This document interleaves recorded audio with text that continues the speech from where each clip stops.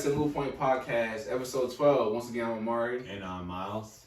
And yeah, so I've been seeing a lot, we've been kind of seeing a lot of the word revolution everywhere.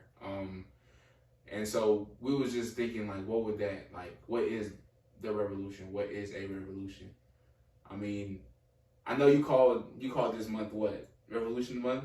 Yeah. What was That's it. There was nothing special to it. That's all I said. Revolution Month, yeah. So it's like, I mean, it's Black History Month. That's really the same thing. I mean, so yeah. Now, as we think about, as you see, actually first and foremost, we appreciate y'all.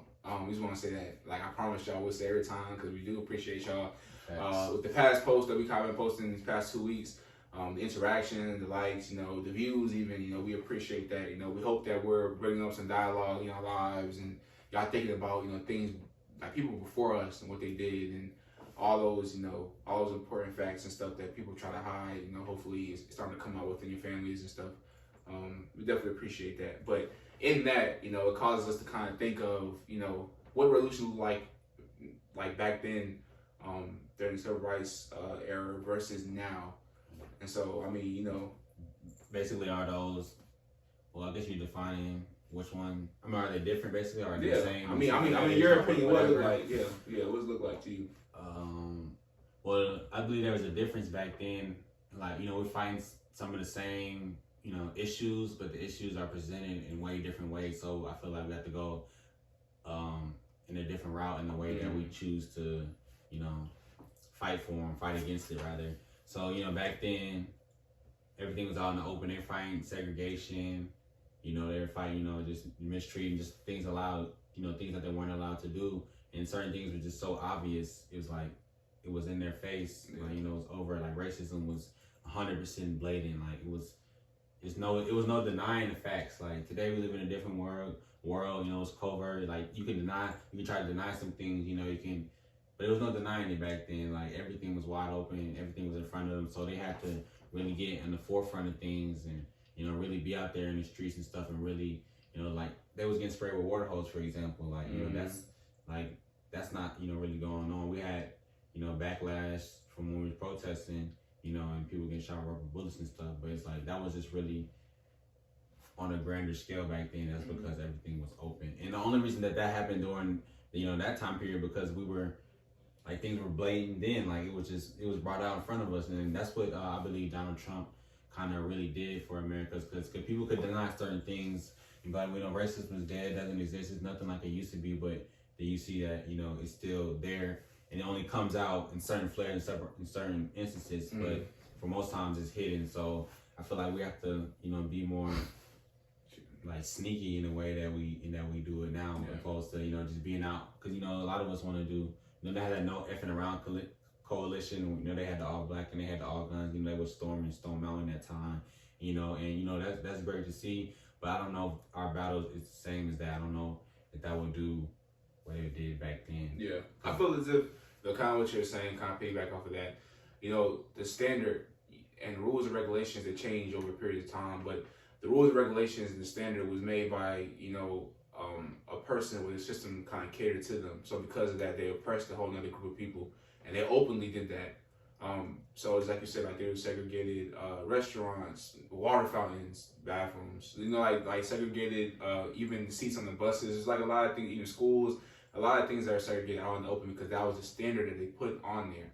And now that we're more integrated, that revolution could look somewhat different because of that. It's still revolutionary because there's still, something that, that's oppressing us in some way, shape, or form, but it's a whole different direction than it was then. And it may even be a carryover because of that. But going into the Donald Trump thing, I do kind of agree with that because beforehand, people weren't really saying much about, like they were saying, like, because there was a period of time I remember in school where people were like, is racism dead? Like they'll ask that question, they'll ask whether it's dead or not. And some people would say that, like, there's no more racism.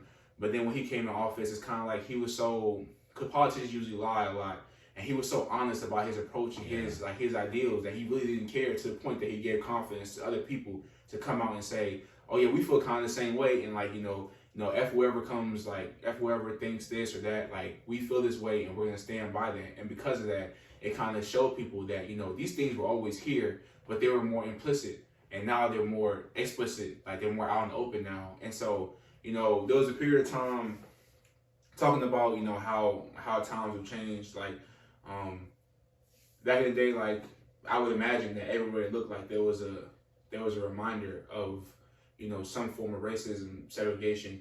But now, like, in my opinion, something I always realized, or I started to realize kind of in high school, was every year is always a period of time where, they'll post like police brutality or like some form of killing in the black community. Like they'll post it on the news and they'll post it in like back to back to back in that month. And it's for some reason, ever since like the Trayvon Martin incident, it's been year by year. Like, there's been a period of time in the year where they'll keep posting over and over and over again, like different things happening. And so I feel as if like that was always like a constant reminder of how society is still, like, it changed a little bit, but it's something still underlying. It's like a slip reminder. That's what I'm saying. Everything is so like conniving now, and that's like almost how you have to always be, but not in a bad way. But you just have to be more sneaky and just more, I guess, meticulous and really think like what you want to do. Is like, I feel like the thought like this is real. It's gonna be like some real deep thinking to really change. Like, it's not really a fight like up front. It's like we really got to get in the mind and see what we really trying to do. Not to take away and say that they didn't use their minds, because obviously they did. Of course. But I'm just saying, like, but there was, I feel like it's gonna be the collection of minds. So I feel like they had a few people with that mindset, but we need with the access to all this information. We need a bunch of people with those minds, opposed to a bunch of people with like straight bronze, like getting guns and protection. That's a thing too, but I feel like that's not the consensus of this movement now. I feel like it's something different. Yeah, I mean, and the bronze are important. I mean, we can talk about that one day. How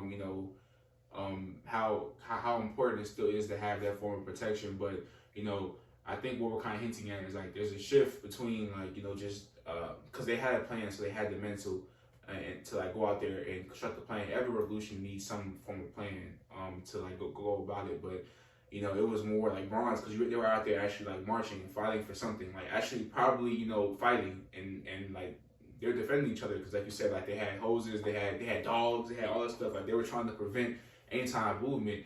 But now it's kind of moving on to the generation where it's more in the conscious. It's more like things that are programmed, embedded in us that kind of hold us where we are, and it kind of goes through generations. It could even be just like the layover of the effects from like slavery or like the times after that, kind of causing to move those thoughts and ideas down between like each generation, feeling like you're stuck, you can't do something, or feeling like you're kind of all alone, or feeling like you don't fit in, like you're an outcast, or feeling like all these things because of how society has been built. So like I think it's more so the consciousness, like it's more so like deep inside, that.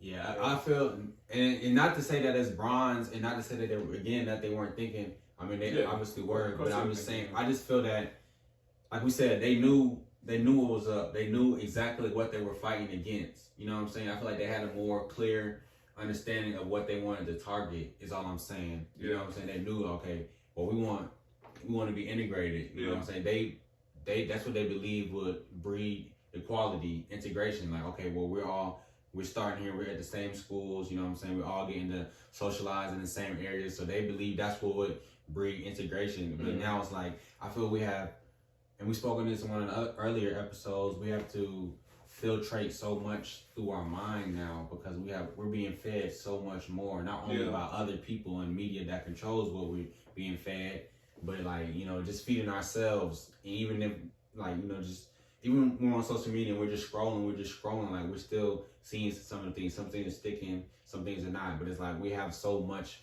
more to filtrate. So I feel like you have to be cognizant about what you're doing. Yeah, it's a surplus. It's a surplus of information. Sacrifice. It's a surplus of information that everyone feels that they're right, and that's why I also feel a difference between now and then is like they had a multitude of great leaders. Even though they only focus on a couple, but it's like I feel like it's definitely power to the people. That's something they used to say, and that could be foreshadowing what we need today. Like power to the people. Like you need to recognize more numbers because even even now it's way more people than it was back then. Yeah. Like even like population in the world and even America, like took off. You know what I'm saying after that. So it's like I feel like it's definitely power to the people. So I don't know if we will have just that great presence of a great leader again. I don't know if we'll have that. I mean, we'll get into that, but before we get into that, I'm thinking, we talk about COVID, something that you can't really see, and it causes people to get sick. I see that as how, like, in this generation, how, like, racism is. Like, you can't really see it in terms of, like, it's not blatantly in front of you, but it's in their thoughts. People are thinking it, and they see it, they have some form of prejudice, or they look at you a certain way, or they'll have, like, a certain opinion on you because of, like, what your name is, or how you look, how long your hair is, or how you talk, music you listen to, what car you pull up in. They have that. So, like, that's kind of how I see, like, in this generation, like, how it is. Like, but because Donald Trump, obviously, is more out in the open, and, like, people are recording it, everything's more televised. But, there's, as things are calming down, you don't see it. If you're not conscious of it, if you're not looking for it, you don't see it, but it's there. Does that make sense? It's just like the idea has already been planted. Yeah, it's there. It's like you got it's crazy. I was watching a movie, and I hate that I can't remember titles of anything, but it was a movie with Leonardo DiCaprio, and he was basically saying that idea is like the strongest like bug that is out there over a virus, over that, because like once a person gets an idea, it will manifest. They say, and it will manifest, and that's what would drive them, and like that's more contagious than anything, and that's what I guess defines a person. So yeah, I don't know. Yeah, I mean, people actually embody, like, without even knowing, like, they're embodying like these concepts, and because of that, that's why I said, like, you can't really see it, but they embodied it. It's who they are. And so in certain cases, people are prejudiced or like they're racist in some way, but they're not even aware of why they are that way. They just embodied it because it's passed down, or they embody it because it's something that was taught to them. And so, although in some cases you can see it, in other cases, you can't. Right. And people are pulling strings behind the scenes without you even knowing because of the person you are. And so that goes on to the question, do you think that, MLK would be happy with, with his vision, like his dream? Do you think that we're living that dream right now? I don't think we're living that dream. Obviously, integration happened, but he saw that, what I'm saying? He saw that, the beginning steps of that. But like in totality, like we said, things didn't really change. They just changed face. And I wholeheartedly believe that because, when things were changing, I guess during that time period, I feel like the people's hearts didn't change. Yeah. You know what I'm saying? I feel like it was like, okay, well, we just gonna do this to, appease them. You know what I'm saying? But their hearts didn't really change, or we wouldn't have the problems that we're having today. So I feel like they were just like, okay, we just gonna change the face of it. We're gonna put this out there, but we're gonna start implementing different things in different ways to, bring them down, which they did. And, we're aware of some of those, like, the war on drugs and things of that nature. Like, we're aware that those systems were put in. So it's like, they hit it, but like, during that war on drugs, like, people knew of it, but they don't know to the magnitude of, that we know about it today because they were living in it. Like, oftentimes, I feel like when you're living in stuff, you might not be as aware until you really in it, like, man, this is not it. But like in the pure moment, I feel like they didn't even know like that was happening on it. You know what I'm saying? If you get what I'm saying. Yeah. I feel as if, but I feel as if he would be somewhat happy, but he wouldn't be satisfied. Because I feel as if, just like you said, like, we're integrated. And I feel like it's different periods of time. So like he obviously wasn't gonna be aware of how things are now. He probably assumed that because we're integrated that we're gonna be at peace, living in harmony. But in reality, the integration for a lot of people, they welcomed it. Yeah. I mean, some of them welcomed it, but like, for others, it was superficial, it was forced. So it's like, I feel as if, what he was thinking and like what he was like dreaming of and hoping for, I feel like it's there in some way, shape, or form. But I feel like now it's on us because now there's a deeper really issue. Like, he was just trying to get out of segregation. They wanted to be integrated and have fair chances at education, at restaurants, like fair opportunity. And now we have that. Now it's something deeper going on, and now it's on other leaders nowadays. Talk about having leaders. Now it's on other leaders to see that and see how can we get to the next step. Oh, go ahead. And so, you know, I mean, go ahead. I was just saying, like I was saying earlier, I just feel like the difficulty in having a new age revolution, which is like, you know, what we're trying to do. I feel like it's defining like the issue. Like, what do we really want to attack? Like, what are we really fighting? Like, what bothers us to the core that we would sacrifice, you know, our time, energy, efforts to really go about, you know, doing something. And with that boatload of information that we have, it's so many problems.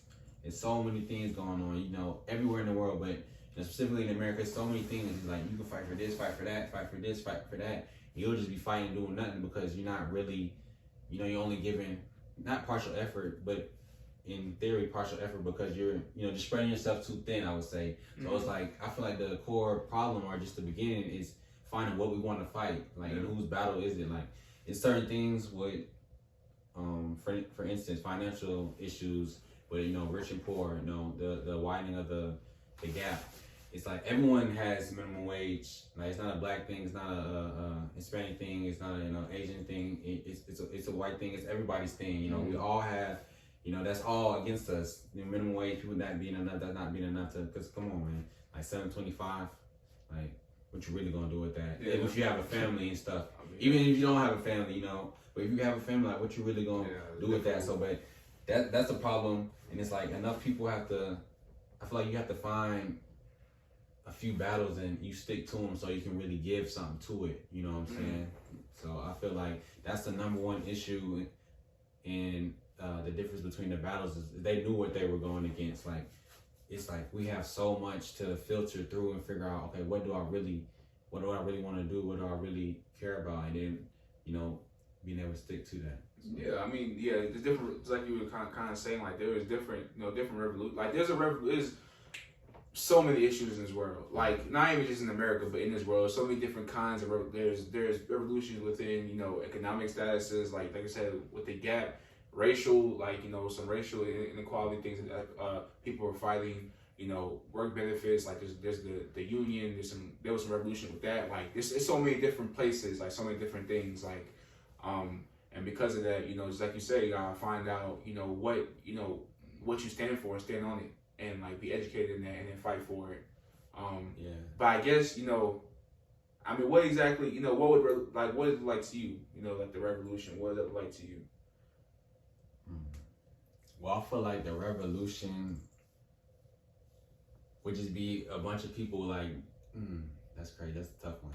People led with, like, passion to do, like, to go out and do and go out and to act. Because, like, you can know things, and I think we spoke on this earlier this week or sometime. It's like, you know, one of the episodes, like, you can feel for something. Remember I was talking about, you can feel for something, and you know, you just acknowledge, oh yeah, that's a problem. You can be like, or you can feel sorry and be like, oh well, you know, we know this needs to be changed. But, like, acting, something moving you enough to act, that's a whole nother level of, you know, feeling for something. So I feel like people really, you know, getting to know yourself. That's why we preach finding, you know, your identity and, you know, what you can really speak for. That's the video I did earlier this week. That's what I was trying to talk about. Yeah, like, your truth. What is the truth to you? Like, and speaking out against that, like, that might not be everybody's truth, but you don't know whose truth that is also, because, you know, a lot of people might be scared just as you were scared. So that's why we're pushing, like, man, speak your mind, speak what you really have a problem with, and then more people will follow suit. So I just feel like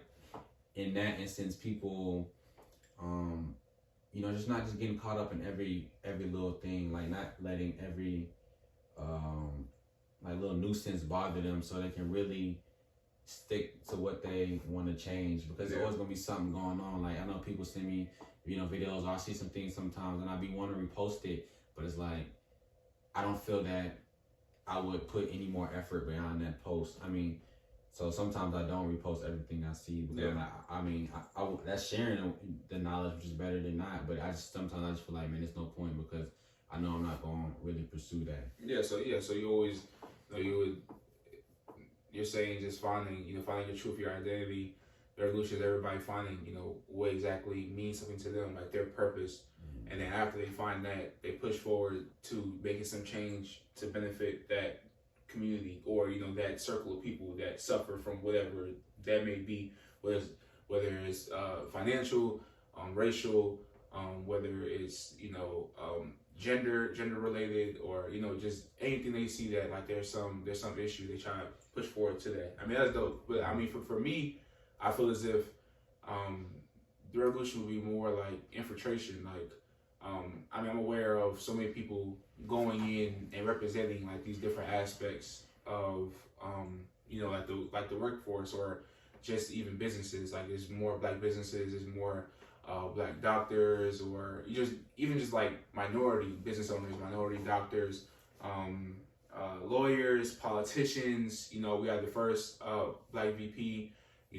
All these different things are happening, but the way I see it is like people would sacrifice their time and their effort into building something so that they can get to a higher level. Because in reality, with capitalism and all those things, like, it's all about like building towards something. So you build towards something so that you can kind of help yourself, and then you can influence others to kind of follow suit. And then with that becomes more power. We talk about generational wealth. All those things will come with that, because you're building towards something. You're sacrificing, whether it's school, whether it's business planning.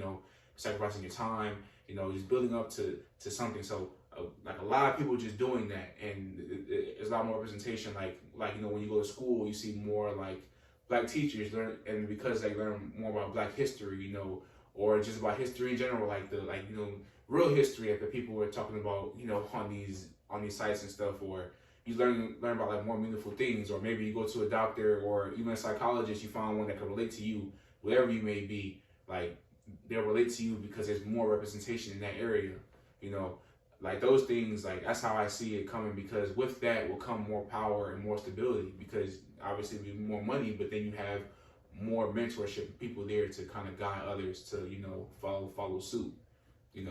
So you speaking on infiltration and representation. Yeah. Basically, you feel like those are some two things to harp on.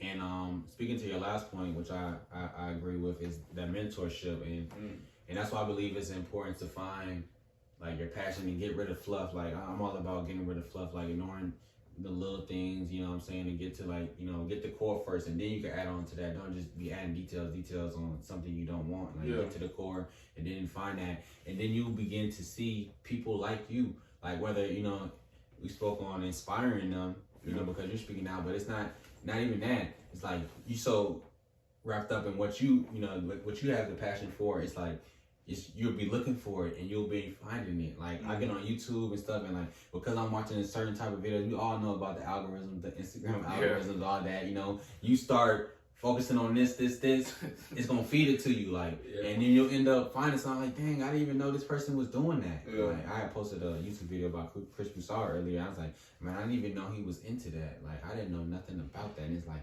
you'll be surprised, what people are already out here doing, and they might not be broadcasting it, what I'm saying? But because you are so sure of yourself or what you want, then you'll be able to find it. And we spoke on this on another episode.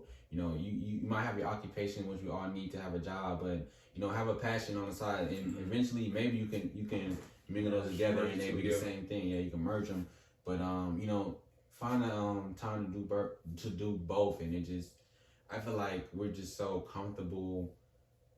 Like, we're just so comfortable in society. Like, we have all this leisure and all this excess, and that's one of the things that are bred out of capitalism. And, some people might be against it, but, we enjoy that. We enjoy the binge watching Netflix, what I'm saying? We enjoy not having the daily struggles. We enjoy having these, well, we might not enjoy them, but we have just these first world problems that we deal with. But, there's problems that's deeper than that.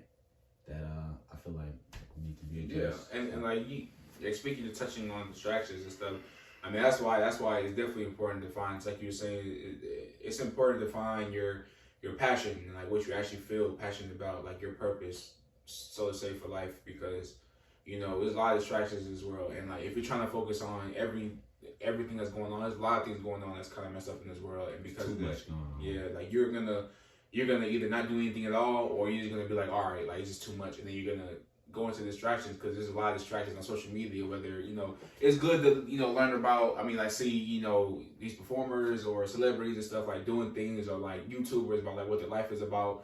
But there's some real serious things. Not saying like their lives aren't serious, but there's some other serious things going on in this world that people have to pay attention to. And like there's a lot of distractions. And so if you find your purpose, like your niche, we talk about last episode, what you want to do and how you want to make change, you'll be more inclined to diving into that.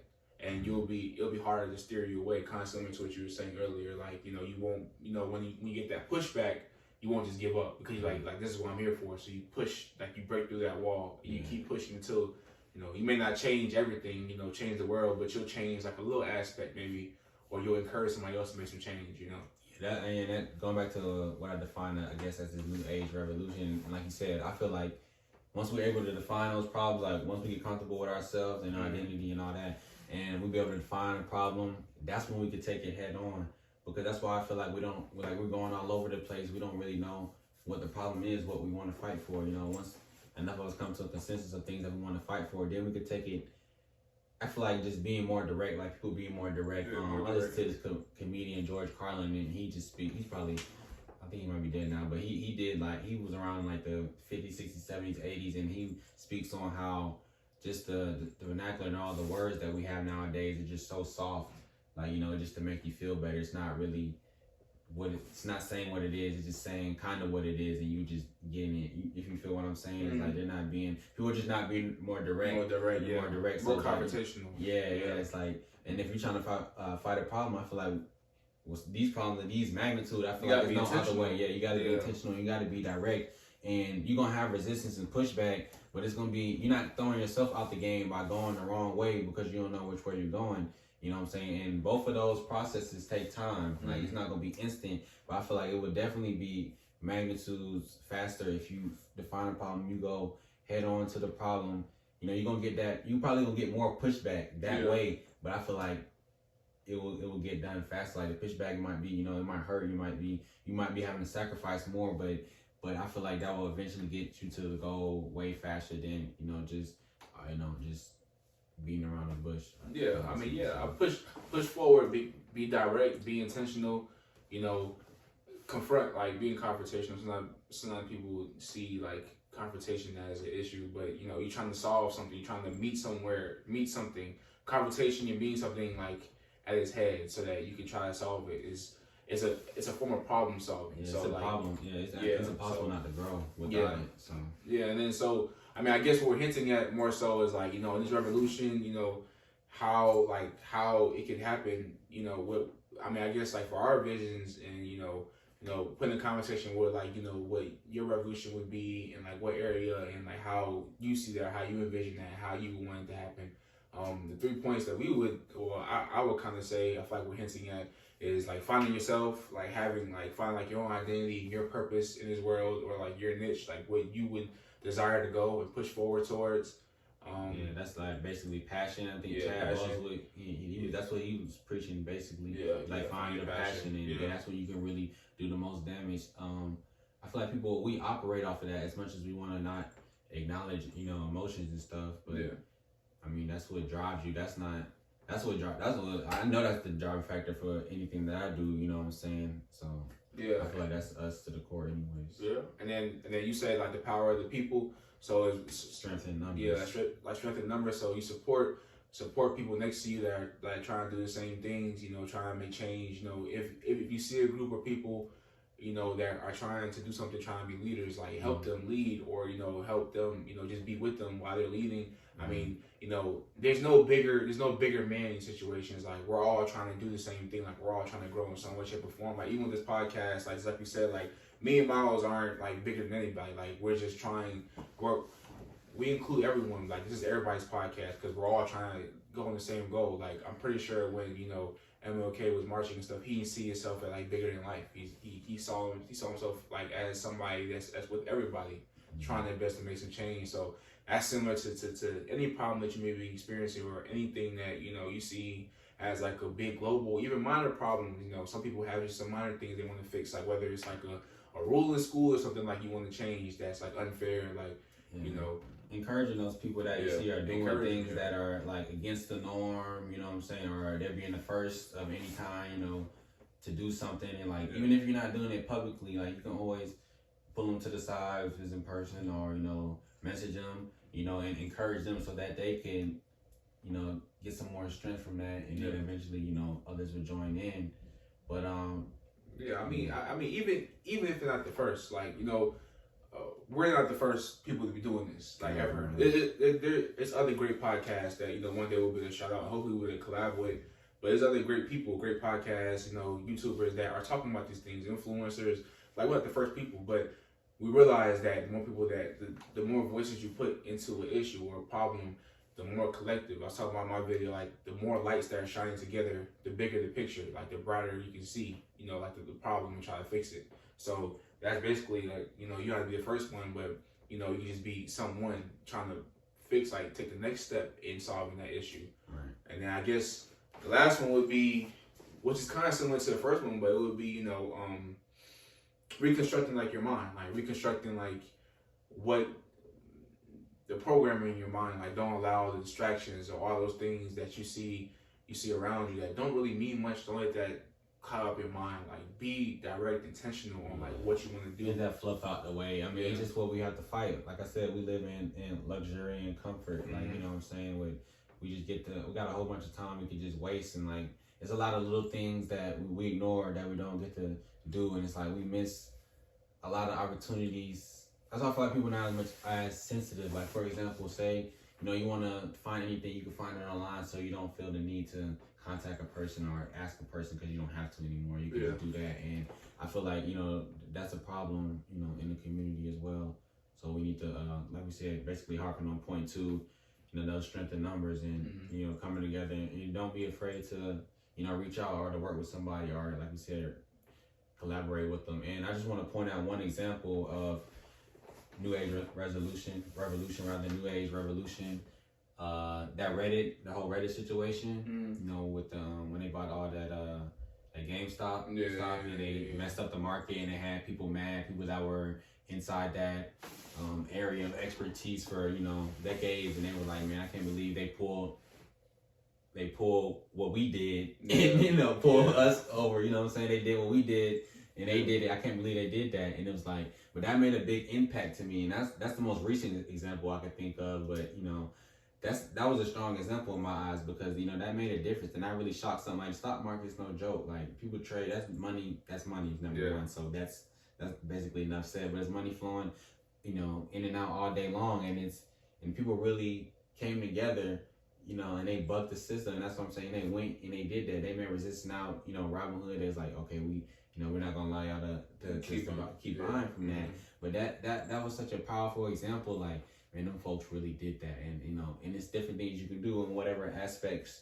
If y'all have that type of collectiveness going on. Yeah. So I just really like that example. I had to get that in there. I had to get that in there. Oh yeah. I mean, it's just because there are people that know how the game goes. Sometimes you gotta play the game, learn the game, and then you gotta beat the game, or learn the game and pass it on to people that may not that wouldn't learn it otherwise. Like people that may not have that mentorship, or those people to show them that. So in that case, they kind of saw like how the system was. They saw that that they're doing something similar to what other people were doing to make money, like businessmen or people in a higher class. They're like, okay, well let me hop on this and do what they do, and then they got upset because they're like, wow, they're figuring it out, and they may change like the dynamic of how stocks work and stuff like that. It's just those little things show that there could be some change made, like you said, with strength in numbers. Right. Yeah. And one more thing to elaborate on that, attacking like loopholes, and I mentioned this, we're talking a little bit before this, people of different distinctions, different class distinctions, whether it's wealth-based, race-based, or whatever. Like certain people get away with certain things that others don't.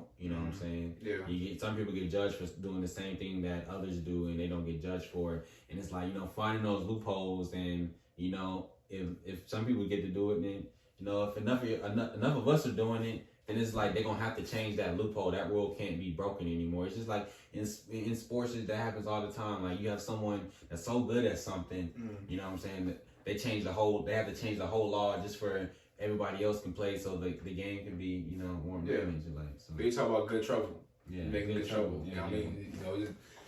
If it's some pushback, that means you're doing something right. If you're trying to do the right thing, So I mean, that would be how like we would do it. I mean, just be the change, make the change, join the change, wherever you're at in your life. Like, if it's somebody that's there already doing it, maybe join it. If you're trying to make it and you see anybody talking about it, be that change so that you can make the change, all those little things, you know. So find what really matters, man. Yeah. Like what really matters Definitely. to you. You know what I'm saying? The individuality that really matters. Like find what matters to you, because that's what you're gonna fight for.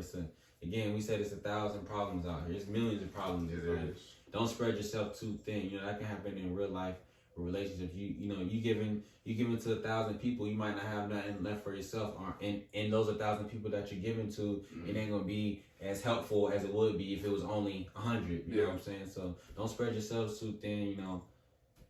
Yeah, that's basically it, man. That's all I gotta say, Yeah. But thank you for watching Move Point Podcast. We speak with the people, not for the people. We'll see y'all next week.